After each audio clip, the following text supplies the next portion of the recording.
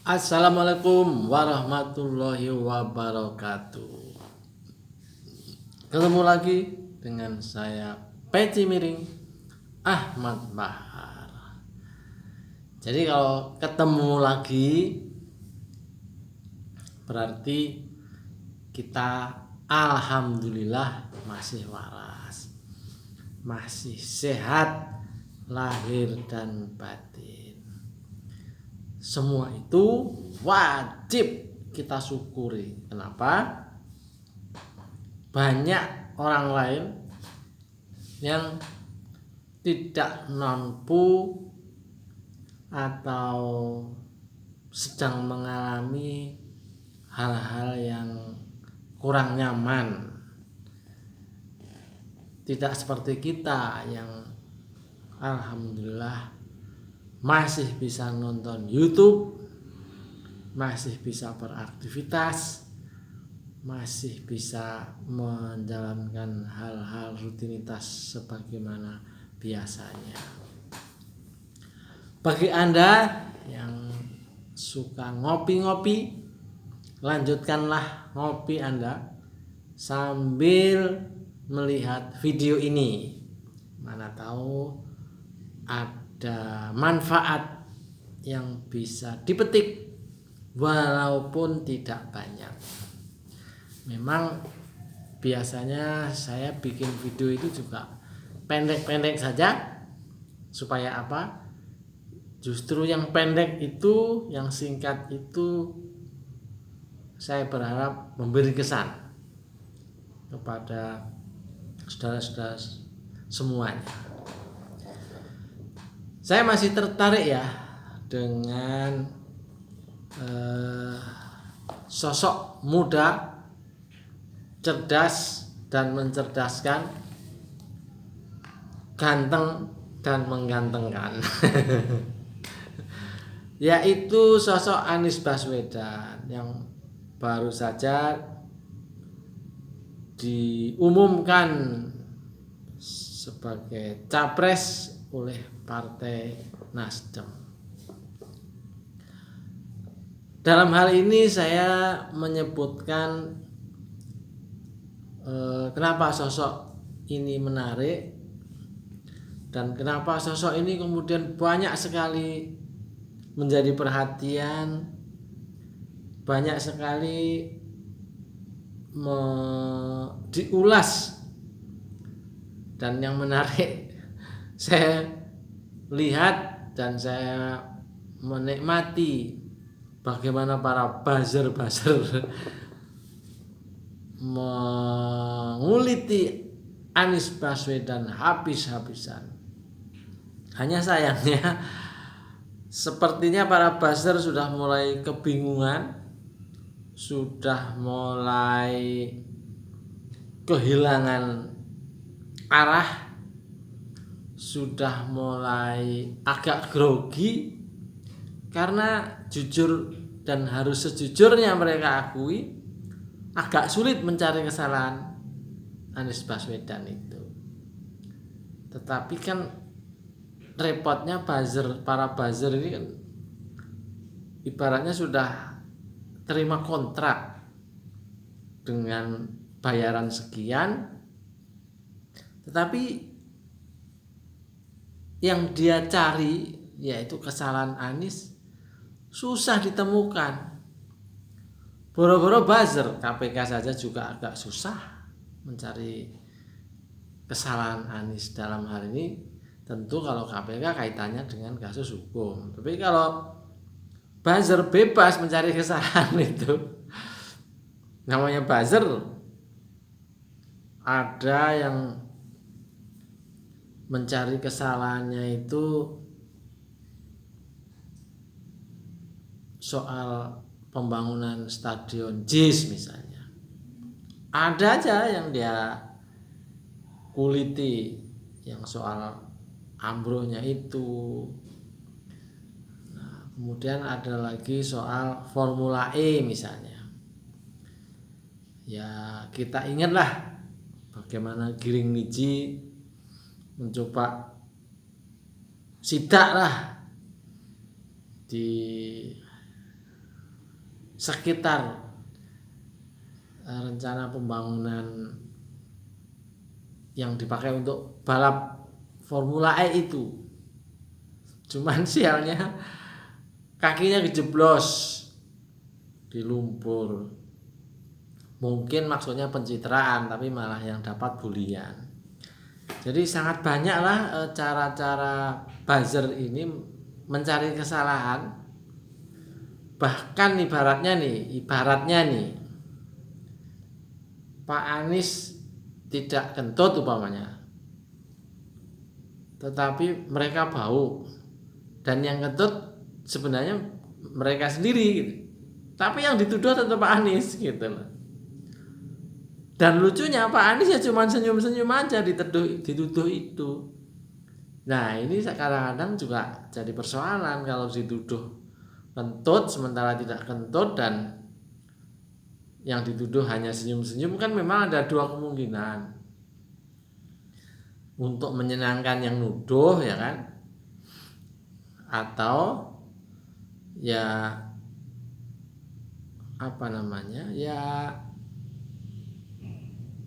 gimana ya, mau tidak merasa kentut dituduh kentut kan susah. Cuman memang sama-sama merasakan atau ada baunya yang dirasakan gitu. Baik, saya fokus saja ya, kira-kira ada berapa ini? Ada 3 dosa politik Anies Baswedan. Kenapa saya sebut dosa politik? Karena dengan perjalanan politik Anies Baswedan ini dianggap dosa oleh para lawan yang tidak suka kepada Anies Baswedan. Yang pertama, Anies Baswedan ikut Pilkada DKI melawan Ahok dan menang. Ini dosa politik yang saya kira dianggap besar oleh lawan-lawan Anies Baswedan. Bagaimana tidak besar? Akhirnya ada buntut dari Pilkada DKI ini kan luar biasa.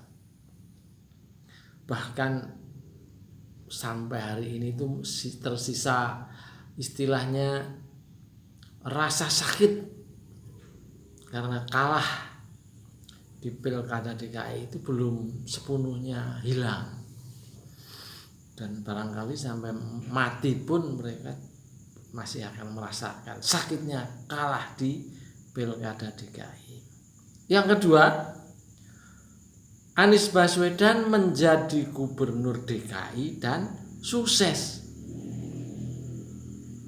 Contoh sukses itu paling sederhana, Anies Baswedan berhasil menunaikan tugasnya hingga 5 tahun. Itu saja dulu. Sebab banyak juga kepala daerah yang baru 1 tahun, baru 2 tahun atau 3 tahun, kemudian dicocok oleh KPK, ditangkap oleh KPK, atau di demo oleh warganya dan seterusnya lah.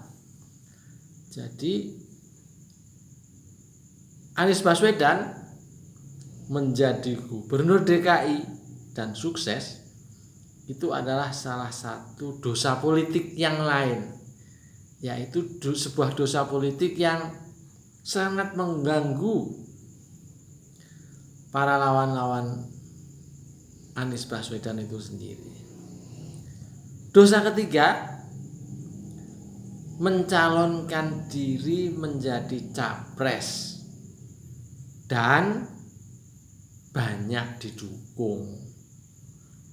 Jadi ini juga menjadi bagian dari dosa politik Anies Baswedan. Karena apa? Banyak orang meramalkan Anies tidak bakalan bisa maju menjadi capres karena tidak ada yang dukung. Ingat, para buzzer sudah dengan berbagai macam cara mencoba meyakinkan dan mencoba membuat narasi yang menyebabkan Anies akan gagal menjadi capres. Dan uniknya lagi, ada pula partai yang sudah siap untuk mendukungnya, yaitu Partai Nasdem, Demokrat, dan Partai Keadilan Sejahtera. Walaupun dua partai di luar Nasdem itu belum secara resmi mendeklarasikan, tapi ini Nasdem memajukan pengumumannya. Jadi itulah dosa politik Anies Baswedan yang rasa-rasanya bagi para pembenci itu sangat sulit untuk dimaafkan. Kenapa? Karena dosa politik, tiga hal tersebut itu sangat menyakitkan mereka. Kenapa menyakitkan? Ya bagaimana nggak sakit? Mereka berharap bahwa Anies Baswedan itu tidak sukses menjadi gubernur, tidak sukses mencalonkan diri menjadi capres 2024 kelak. Dan mereka juga berharap Anies tidak banyak didukung. Nah, di sini ini menjadi masalah berat bagi para pembenci Anies itu. Ya, saya tidak tahu siapa saja pembenci Anies, tapi salah satu petugas pembenci itu adalah para buzzer. Dan sekarang para buzzer itu semakin ketinggalan. Kenapa?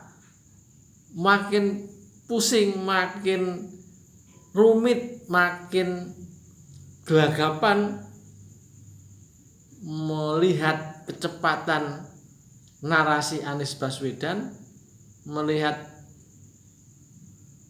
keluarbiasaan gagasan dan ide yang disampaikan Anies Baswedan tentang keindonesiaan ini, sehingga mereka gugup, gagap, dan akhirnya yang keluar ya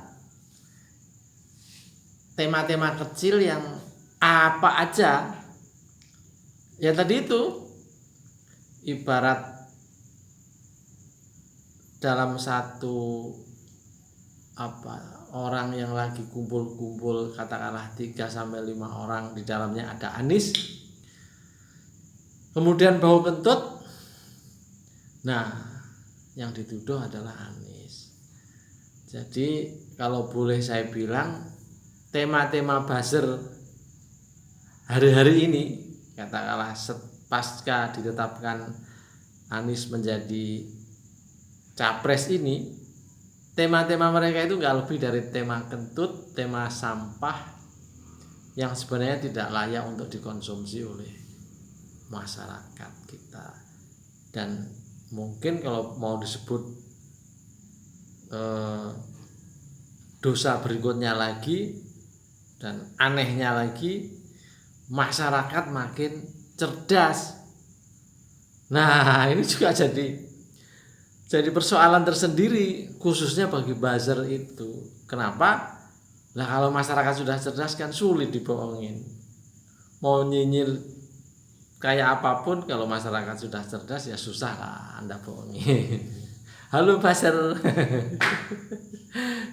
Sulit ya, susah ya nyari kekurangan Anies Baswedan. Sebenarnya saya menyebut kekurangan ini bukan berarti Anies banyak kelebihan, bukan. Tetapi sebenarnya Anies itu hanya manusia biasa saja.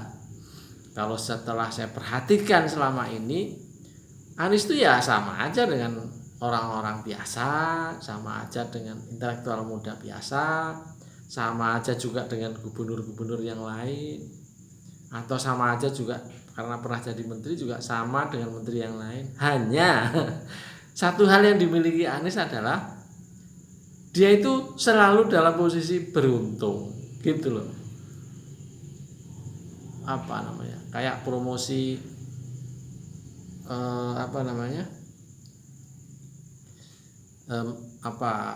itu loh, kayak menyembuhkan masuk angin itu loh.